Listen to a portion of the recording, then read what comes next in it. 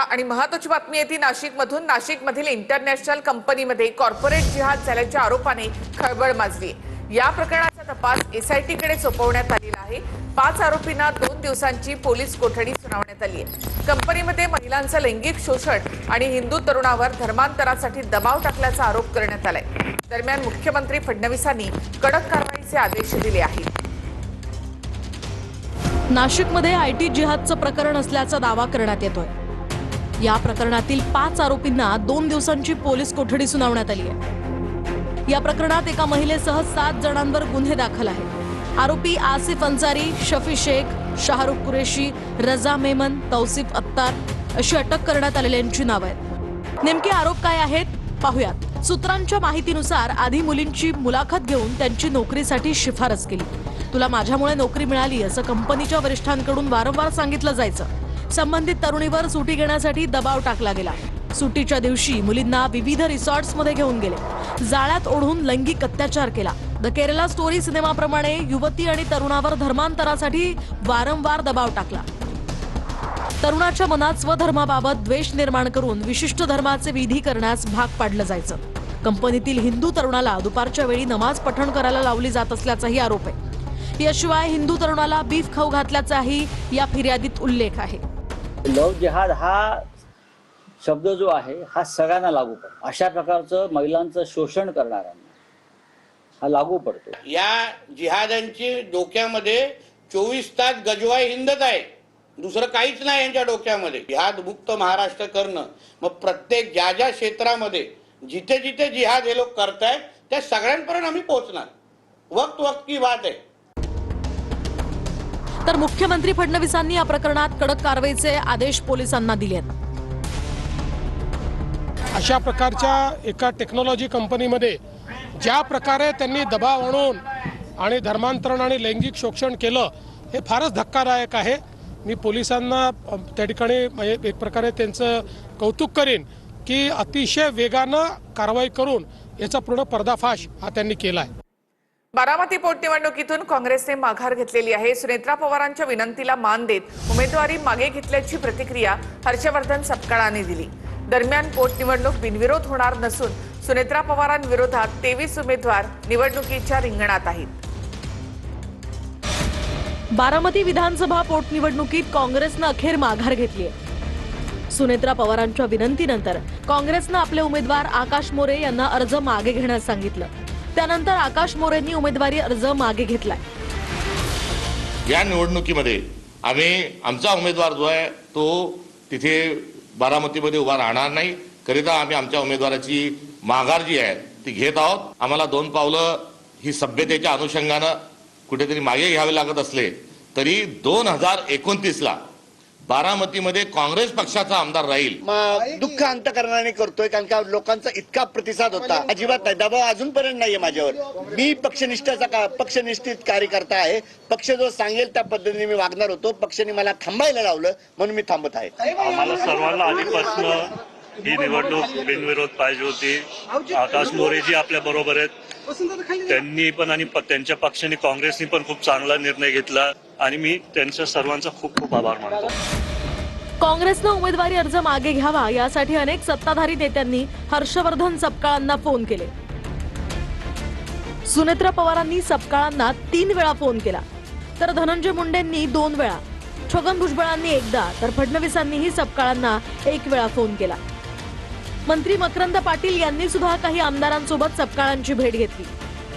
रोहित पवारांनी सुद्धा भल्या पहाटे सपकाळांची भेट घेत अर्ज मागे घेण्याची विनंती केली।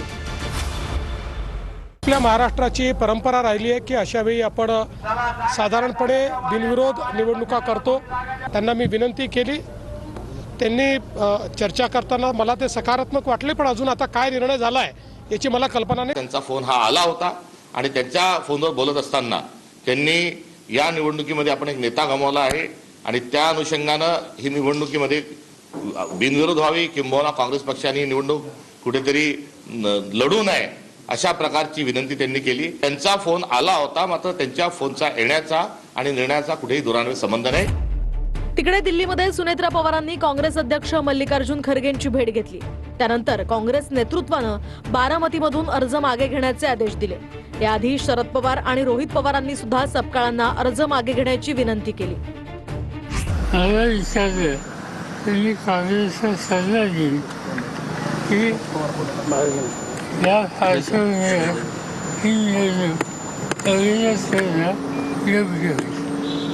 हा निर्णय काँग्रेसचा घ्यायचा आमचा सल्ला आहे. 2 दिवसापूर्वी पारचं जे स्टेटमेंट आलं होतं त्याच्यामुळे काँग्रेसच्या पदाधिकाऱ्यांमध्ये तसं थोडीशी नाराजगी होती. त्याचं स्टेटमेंट जे पारचं होतं ते चुकीचं होतंच, पण तरीसुद्धा पारच्या वतीने, परिवाराच्या वतीने आणि दादांकडे बघून मी दिलगिरी व्यक्त करतो असं त्यांना त्या ठिकाणी सांगितलं आणि कृपा करून आपण विनंती तिथं केली. सर्व पक्षीय नेत्यांनी केलेल्या विनंतीनंतर अखेर काँग्रेसनं बारामतीमधून उमेदवारी अर्ज मागे घेतलाय. एकूण 53 उमेदवारांनी अर्ज केले होते. त्यातल्या 30 उमेदवारांनी माघार घेतली. त्यामुळे बारामती पोटनिवडणुकीसाठी आता 23 उमेदवार रिंगणात आहेत. धनंजय मुंडेंना मंत्री करा, फडणवीसांसमोर मुंडे समर्थकांनी ही मागणी केली. यावर मुख्यमंत्र्यांनी हसत कार्यक्रमात सर्वांचे आभार मानले. गहिनीनाथ गडाच्या 94व्या नारळी सप्ताहाच्या सांगता कार्यक्रमात हा प्रसंग घडला. यावेळी मुंडे बंधू भगिनींसह सुरेश धसही व्यासपीठावर उपस्थित होती.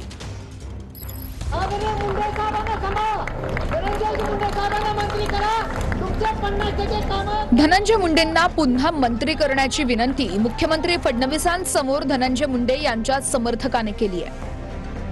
यावर मुख्यमंत्री फडणवीसांनी हसत या कार्यक्रमामध्ये उपस्थित असलेल्या सर्वांचे आभार मानले.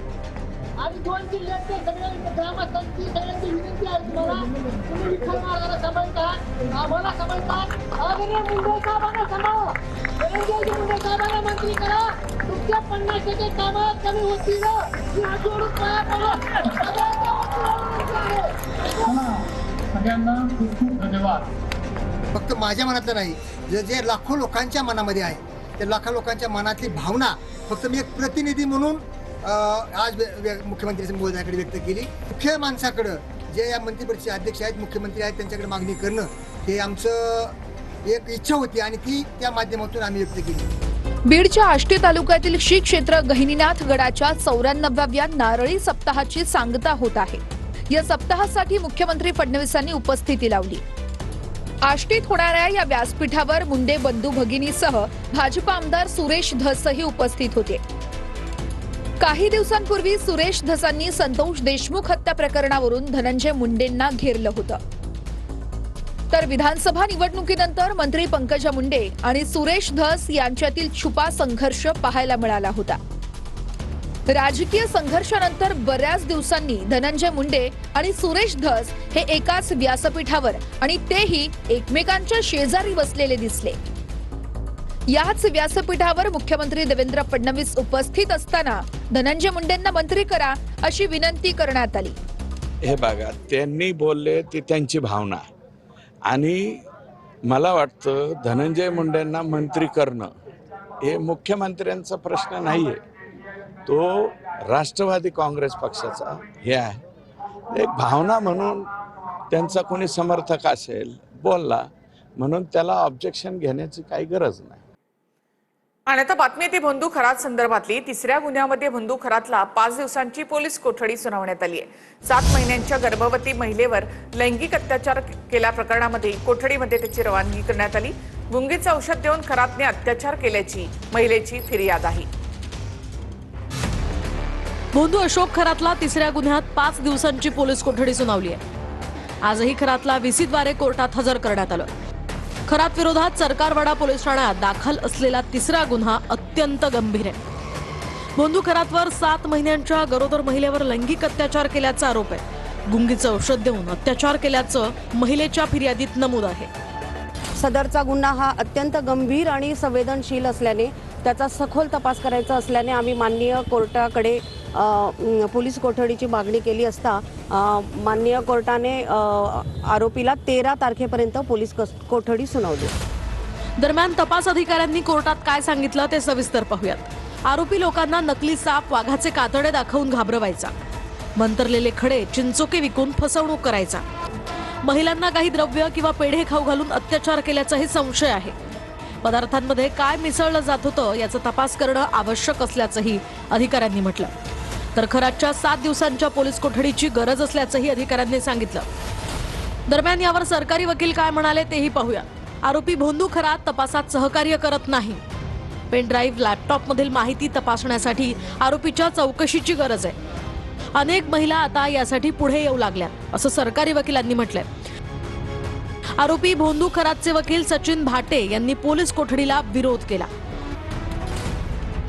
तर आरोपीचे वकील काय म्हणाले तेही सविस्तर जाणून घेऊया. आरोपी भोंदू खरातनं गुन्हा कबूल केलाय. आरोपीचा एसआयटी तपास करतेय. पुढील कोठडीची गरज काय? 7व्या महिन्यात महिला आरोपीला पहिल्यांदा भेटल्या. 1 नोव्हेंबर 2025 ते डिसेंबर 2025 या गुन्ह्याचा कालावधी आहे. फिर्यादी आधी शिर्डीच्या गुन्ह्यात आरोपी होता. तक्रारदाराविरोधात खंडणी मागितल्याचाही आरोप होता. या तक्रारदाराची तक्रारच संशयास्पद आहे. 21/3/2026 रोजी हा गुन्हा नोंदवला गेलाय. शेवटी न्यायालयानं आरोपी खरातला विचारलं असता त्यानं काहीही सांगण्यास नकार देत हात जोडले. सर्व बाजूंचा युक्तिवाद ऐकल्यानंतर कोर्टानं खरातला 3ऱ्या गुन्ह्यामध्ये 5 दिवसांची पोलीस कोठडी सुनावली आहे. भोंदू खरातचे रोज नवनवे कारनामे समोर येत आहेत. नाशिकमधील लोकस प्रॉपर्टी कार्यालयातून एसआयटीने अनेक महत्त्वाचे पुरावे जप्त केले. 22 रुद्राक्ष, अंक, अक्षर, हिरव्या रंगांचं द्रव्य असे अनेक पुरावे एसआयटीने जप्त केले. नाशिकच्या भोंदूबाबा खरातच्या ओकस प्रॉपर्टी कार्यालयातून एसआयटीनं अनेक महत्त्वाचे पुरावे जप्त केलेत. एका डब्यातून 22 रुद्राक्ष, इंग्रजीमध्ये A to Z पर्यंत अक्षरं, 1 ते 26 अंक लिहिलेली पट्टी, शिवनिका संस्थेच्या कोऱ्या पावतीचं पुस्तक, भिंग काच, हिरव्या रंगाचं द्रव्य असलेली बाटली. तर सिन्नर पोलीस ठाण्यामध्ये फसवणूक आणि जादूटोणा प्रकरणी खरातसह पत्नी कल्पना खरातवर गुन्हा दाखल झालेला आहे. भोंदूबाबा खरातवर 14 गुन्हे दाखल करण्यात आलेत. सिन्नर मिरगावातील जमीन खरेदी प्रकरणात फसवणूक केल्याचा गुन्हा दाखल करण्यात आलाय. अशोक खरात सोबत पत्नी कल्पना खरातवरही गुन्हा दाखल करण्यात आलाय. खरातनं माळी बंधूंकडून कोट्यवधींची जमीन कवडीमोल भावात विकत घेतली. जमीन विकली नाही तर 4घांपैकी एका भावाचा मृत्यू होईल अशी बतावणी खरातनं केली होती. माळी बंधूंची फसवणूक करत 16 एकर जागा भोंदू खरातनं हडप केली. याच जमिनीवर खरातनं ईशान्येश्वर मंदिर आणि स्वतःचा भव्य फार्म हाऊस बांधला. काळ्या जादूच्या नावाखाली लोकांना लुबाडणारा खरात भक्तांना लुबाडण्यासाठी बोगस आयकर अधिकारी पाठवायचा. बोगस आयकर अधिकारी पाठवून छाप्याची भीती दाखवून तडजोडीच्या नावाखाली मोठे व्यावसायिक आणि उद्योजकांकडून मोठी रक्कम उकळायचा. सायली सुर्वे लव्ह जिहाद आणि छळ प्रकरणातील आतिफ तासेला पालघर पोलिसांनी बेड्या ठोकलेत. पालघरच्या मनोरमध्ये जमीन बळकावणं आणि जीवेठार मारल्याप्रकरणी तासेवर गुन्हा दाखल झालाय. सायली सुर्वे लव्ह जिहाद आणि छळ प्रकरणातील आतिफ तासेला पालघर पोलिसांनी बेड्या ठोकल्यात. पालघर मनोरमध्ये जमीन बळकावणं आणि जीवे ठार मारल्याप्रकरणी दाखल गुन्ह्यात आतिफ तासेला न्यायालयीन कोठडी सुनावण्यात आली आहे. सुप्रीम कोर्टानं जामीन अर्ज फेटाळल्यानंतर फरार असलेल्या आतिफला मुंबईतील कांदिवलीतनं स्थानिक गुन्हे शाखेनं ताब्यात घेतलंय. या आरोपीवर इतर जे काही गुन्हे दाखल आहेत त्या सर्व युनिट सोबत आम्ही संपर्क साधून त्यांनाही ही माहिती आम्ही पुरवणार आणि त्यांची पुढची अटकेची प्रक्रिया त्यांना करण्यासाठी आम्ही तशी विनंती करणार आहोत. आतिफ तासेवर जमीन बळकावणं, फसवणूक आणि जीवे मारण्याच्या धमकीसारखे गंभीर गुन्हे दाखल आहेत. तर दुसरीकडे स्वतः सायली सुर्वेनं समोर येत आपल्या अपहरणाच्या अफवा फेटाळून तक्रार मागे घेतली आहे. तर नेमकं हे प्रकरण काय आहे तेही पाहूयात. सायली सुर्वे ही 2019ची मिस इंडिया अर्थ स्पर्धेतली सुंदरी आहे. घरच्यांचा प्रचंड विरोध असताना सुद्धा उद्योजक आतिफ तासेशी तिनं विवाह केला होता. मात्र लग्नानंतर आयुष्य नरक बनल्याचा दावा सायलीनं केला. लग्नानंतर तिचं बळजबरीनं धर्मांतर करून तिचं नाव तेजा ठेवण्यात आलं. आतिफ आणि त्यांच्या कुटुंबियांकडून शारीरिक मानसिक छळ केल्याचाही आरोप तिनं केलाय. गेल्या 2 दिवसांपासून सोशल मीडियावर सायली सुर्वेचं अपहरण झाल्याची बातमी वाऱ्यासारखी पसरली होती. यावर सायलीनं अधिकृत स्पष्टीकरण दिलंय. सायली सुर्वे गेले 2-3 दिवस जी अफवा पसरली गेली आहे की मी किडनॅप झाली किंवा माझं अपहरण झालं, या गोष्टीवर मी स्पष्टीकरण दिलेलं आहे आणि त्यात मी म्हणाली आहे की असं काहीही घडलं नव्हतं. मी माझ्या मुलांसाठी 4 लेकरांसाठी मी माझी केस परत घेतली.